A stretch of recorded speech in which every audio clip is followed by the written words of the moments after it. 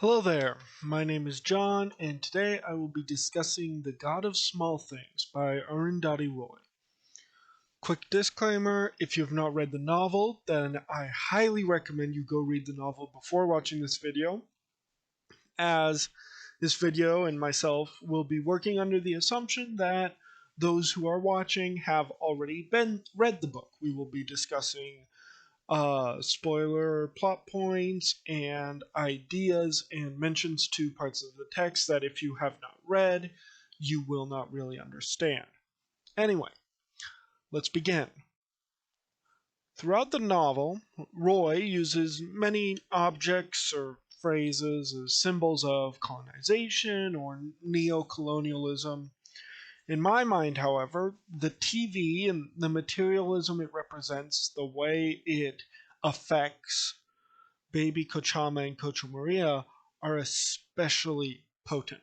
Now, in order to understand what exactly Roy is doing and more specifically what Roy is responding to and the historical context she's working under, it would be very beneficial to bring in another novel, A Passage to India, by E.M. Forster.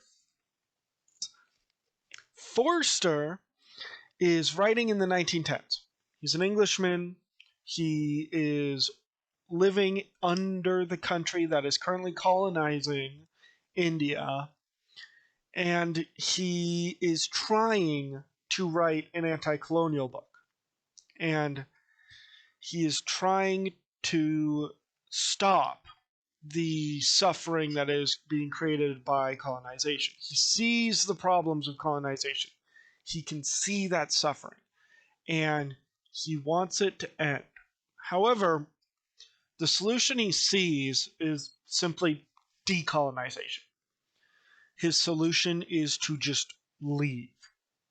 His response to what will happen after the British leave, quite simply, quote, India a nation, end quote. It is just the British leave.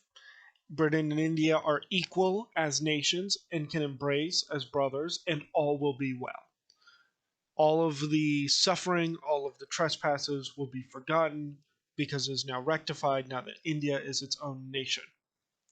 Forster, to put it lightly, is wrong. Roy is looking from the 90s at what Forster has created, what has come about from Forster's solution, the foundation in literature that Forster has made, and Roy can see what happened. Roy can look on at what Forster's ideas have come from. The British have left India a long time ago, but the harm that they caused is living on generationally, and Roy sees that. And so through those symbols that she puts within the text, she is showing that decolonization did not solve anything, that the British may have left, but the West is still colonizing in very many ways India as a country, and it is causing harm throughout the country. The TV is an important symbol of what Roy is doing, and it first makes its appearance when Roy is discussing the backstory of Baby Kochama. Now, before we continue, an important piece of how Roy is writing and what Roy is doing is that she's using the genre of postmodernism throughout the novel. And one key aspect of postmodernism is that it mixes and it muddles and it jumps around in time. Now, it is important to keep in mind that whenever Roy mentions the TV, it always lies within the quote-unquote present. The present is after Esta has been re-returned and Rahel has come back to the Ayamenan house. Now, this is different from the quote-unquote past in which most of the narrative takes place in. Now, this is very important to what we're talking about because it allows us to see Baby Kochama both before and after the introduction of the TV into her life. And that entire part will be discussed a lot more in length later. What's important now, though, is that we keep in mind that the TV is always in the present, which feels like the future from the point of view of the narrative. And so it is happening at a different time than the majority of the narrative. Anyway, moving on to the first textual introduction of the TV and the importance of that introduction. This introduction of the TV is extremely important because it just shows the sheer amount that the TV has managed to take over baby Kochama and Kocho Maria's life. Her and Kocho Maria watched the TV quite literally, quote, all day, end quote. They, quote, entered all the contests, end quote. The TV has totally taken over their lives. They spend most of their life from this point forward sitting in front of the TV. It has, in some sense, colonized their lives. It has taken over and controls their actions and how they see the world, just like how colonization does. Roy also brings special attention to the TV shows that Kocho Maria and Baby Kochama are watching. She lists them all out, and they all fall into the genres of American TV. Soap operas, dramas, wrestling, reality TV. They're all shows from the West. This is important because it shows that they're not watching stuff from India that's made in India. They're watching stuff from the West. They're giving viewership to the West. The West is associated with this TV. The West is controlling Baby Kochama and Kocho Maria's days. It is also important because it shows the materialism introduced into Baby Kochama's life. She is obsessed with locking up every valuable, keeping everything pristine, everything secure. She controls her valuables like it's a dragon's hoard. She is so invested in making sure that her stuff is hers, something that is also often seen as Western. Another very interesting aspect of the TV's intrusion on the Ayamanin household is that Baby Kochama stops her gardening because of her obsession with television. Baby Kochama lets her garden wilt and die. But it's not just a garden. It's full of Eastern flowers. Yes, it's a garden that looks English and a garden that was cultivated with a Western degree, but it's still full of Eastern, quote, ornamental, end quote, flowers. In a quite literal form, the East wilts and dies upon the introduction of the West. It is a striking metaphor for colonization and what it does to culture in India. Adding to that, Roy draws attention to the local sounds that are drowned out by the TV. The natural sounds of Ayamanin in the house is completely covered up by the blaring sounds of these dramas and wrestling. Western culture is overriding the local culture of Ayamanin. The next appearance of the TV within the novel comes with the description of Kocho Maria. The appearance comes explicitly from the, quote, past, looking forward to what becomes of Kocho Maria in the, quote, present. Throughout the novel, Kocho Maria was very explicitly shown to have a distrust of the West and things that were Western. She automatically assumes that English words were insults. She assumes that the Latin words that Esta learns are insults. The text makes it very clear that in the past, she wouldn't have believed that TV existed. And so if there was any ever doubt, that does firmly plant the TV within Western space. And it also shows that the TV, as a form of Western colonization or neo-colonialism, is so effective that it manages to overrun even Kocho Maria, who is naturally distrustful and sometimes often loathsome of things that come from the West. She is wary of those around her and the influences they might have over people.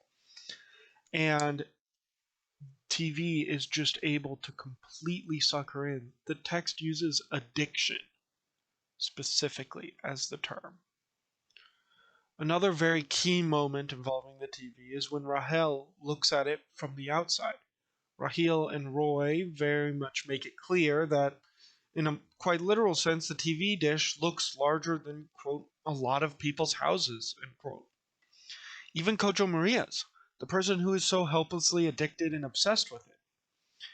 This detail, this demonstration of how the TV dish looks and feels, is very powerful because it shows just how large of a space it has taken up in the lives of those who are in its grasp, in the landscape of the place around it, blocking out the natural landscape, in the culture of the town of Ayamanin.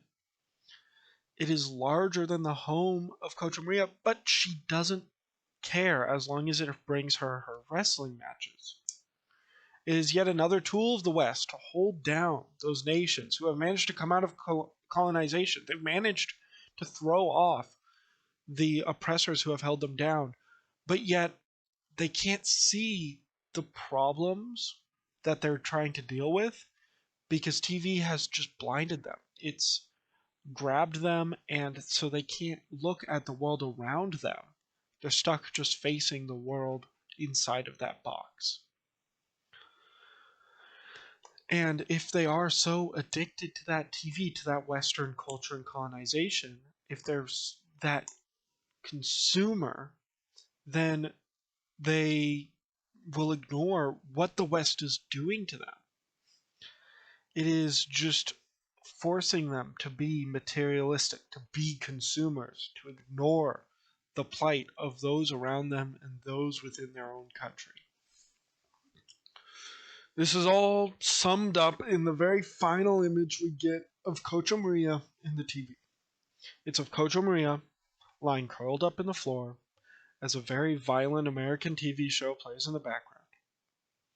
The TV has such a clear grasp on Coach Maria that she doesn't even go to her bed to sleep. She simply lies down, curled up in the fetal position on the ground, asleep in its colonizing glow, as the TV and the West that is portrayed by it literally spits on the TV screen and by extension on her. It is a very somber and a very clear image that shows just how much this object has gripped the lives of the two women within the Ayamanin household. Summing everything up, taking this all together, forming the conclusion, we get a clear picture of baby Kochama and Cocha Maria before the introduction of TV and after the TV has colonized their mind. And through this picture, we can see what Roy is using the TV to do, how Roy is using the TV to explain and explore the subtleties of neo-colonialism and the seemingly harmless ways it enters countries and recolonizes them. Before the TV, we see that baby Kochama is a hard worker. She's an intelligent woman. She went to college, graduated with a degree, survives without a husband in spite of the culture around her that pushes her to get a husband. She's stubborn. She's refusing to be lorded over in any regard. And she wants to be in control of every situation. She works at her garden for half a century, making sure that it is pristine, precise, and exactly how she wants it. Coach Maria, likewise, is a hardworking and stubborn woman as well. She's wary of everyone around her. She's careful not to have the wool pulled over her eyes. She is wary of the West, and she assumes that if someone sounds like they're making fun of her, they're making fun of her. She is also a very strong woman. However, after the TV, they're both totally at its whim. They sit in front of it all day, endlessly. Coach Maria is no longer wary of the West, but fully pulled into it, fascinated by it, unable to look away, channel surfing as much as she can. Baby Kochama is extremely materialistic, guarding everything in the house as a dragon, like a dragon. The TV has forced docility on these two women who, in their own way, previously refused to be controlled, refused to have someone lording over them. Roy is showing the audience how easy it is for the West to recolonize these lands without lifting a finger in this way. The TV is symbolic of Western culture. That much is very clear. And it just invades the IMN household with no problems. Roy is very clear to show us and tell us that this is not a gradual change. It is very sudden. The TV overrides the natural sounds, the natural landscape. It kills the Eastern Garden. It creates this sense of docility in the two very hardworking and intelligent women. It spreads extreme materialism, and it costs money that otherwise could be used to better the living conditions of many people. It's a hypnotic force. It's a negative force. And yet it is unchallenged, because who doesn't like some good old-fashioned television? Thank you for watching. Don't forget to like the video if you enjoyed it. Have a great day. This is John, signing off.